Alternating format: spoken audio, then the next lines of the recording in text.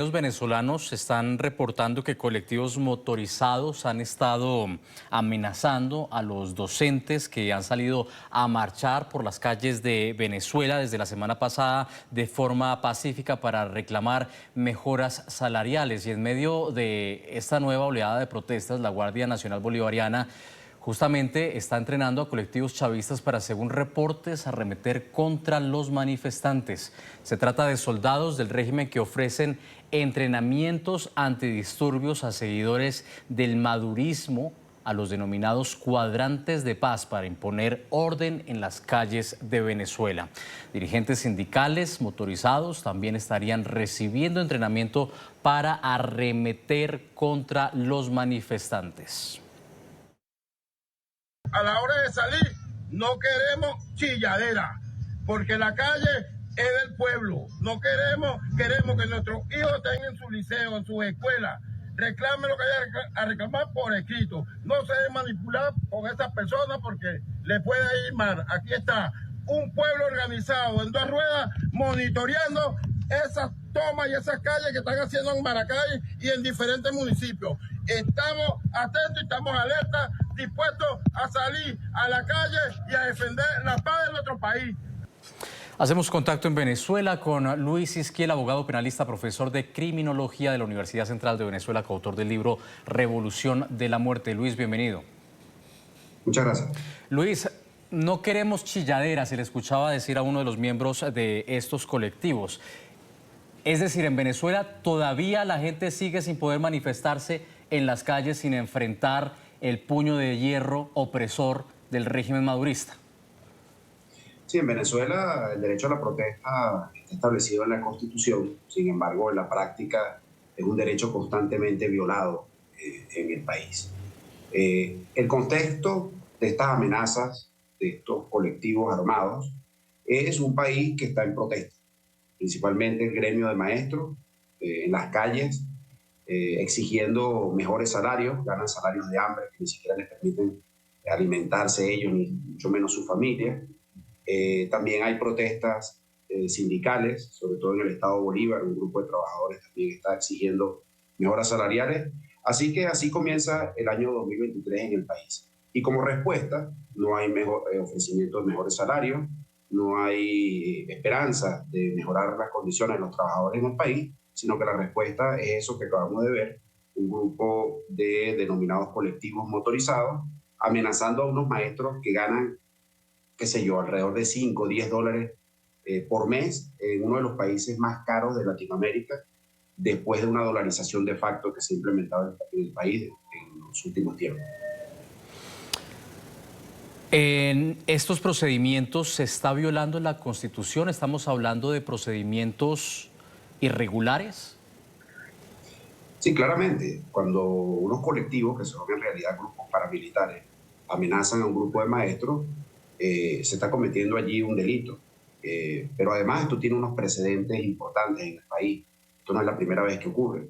En el pasado, durante protestas que se han efectuado en el país, estos grupos colectivos han asesinado personas, han herido gravemente, han golpeado, es decir, atropellado vilmente a muchísimos venezolanos. Y lo peor es que todos esos casos han quedado prácticamente en la total impunidad. Fíjense ustedes que quienes aparecen allí amenazando a los maestros aparecen con el rostro descubierto, porque saben que en un país donde están secuestradas las instituciones no van a actuar en su contra a pesar de que están cometiendo un delito flagrante. Estos entrenamientos de alguna manera muestran que la calle, como dicen en Venezuela, se está volviendo a calentar. Y estos entrenamientos lo último que muestran, en definitiva, es el temor que tiene el régimen venezolano a las manifestaciones, a la libre expresión de los venezolanos. Sí, seguro. Este año comenzó con estas protestas de maestros, protestas sindicales, pero además en este año 2023 la oposición tiene previsto un proceso de elecciones primarias para escoger un candidato presidencial y en definitiva un nuevo líder que conduzca a la oposición en la lucha por salir de este autoritarismo que vivimos acá en el país. Entonces, preparándose para ello, es que surgen estas amenazas de estos grupos colectivos motorizados Y además una cosa muy preocupante a la que ustedes ya hicieron mención, que es que en estos últimos días han aparecido fotografías de altos oficiales de la Fuerza Armada Nacional Bolivariana en compañía de motorizados de las denominadas cuadrillas de paz, UPAS, que al fin y al cabo son unos colectivos también encubiertos en la mayoría de los casos. Entonces, todo esto hace presagiar que el régimen de Nicolás Maduro se está preparando nuevamente para arremeter contra la ciudadanía que protesta por el desgobierno que existe acá en el país. Y esto, si ocurre, pasaría a engrosar entonces el expediente que existe hoy en organismos internacionales, entre ellos la Corte Penal Internacional. Claro, es que esos crímenes en todo caso también han sido trasladados a La Haya, porque recordamos, usted hablaba por ejemplo de impunidad, recordábamos esos casos de asesinatos durante las protestas contra el régimen venezolano en los años 2014, en los años 2018, que en últimas hicieron pensar que en Venezuela no había un cuerpo judicial independiente que investigara esas muertes, y eso está probado, ha caído en la impunidad, porque ¿qué pasó con esas muertes? ¿Qué pasó con esos guardias nacionales investigados por por cometer estos asesinatos contra personas del común, contra adolescentes, contra jóvenes? Sí, ciertamente. Bueno, la respuesta la dio el fiscal de la Corte Penal Internacional, que abrió una investigación por crímenes de lesa humanidad cometidos en Venezuela.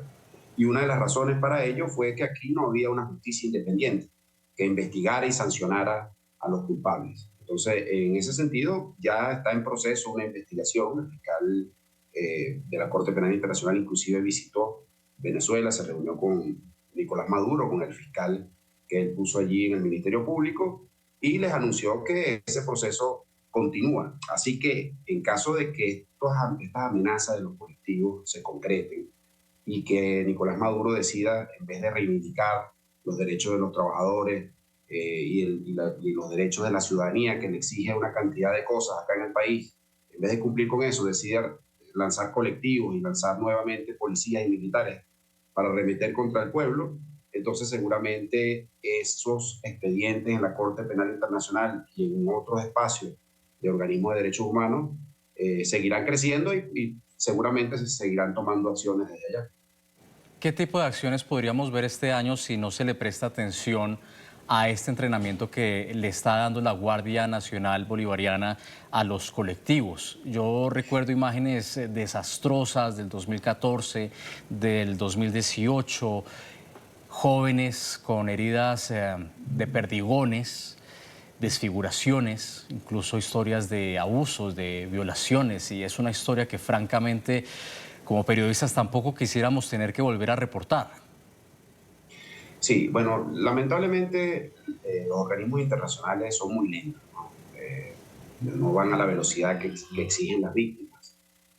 Pero bueno, ya hay una investigación abierta en la Corte Penal Internacional, como ya mencionado anteriormente, y de continuar esto acá en el país, seguramente eso se aceleraría. Hasta ahora no hay imputaciones formales, no hay individualizaciones de culpabilidad.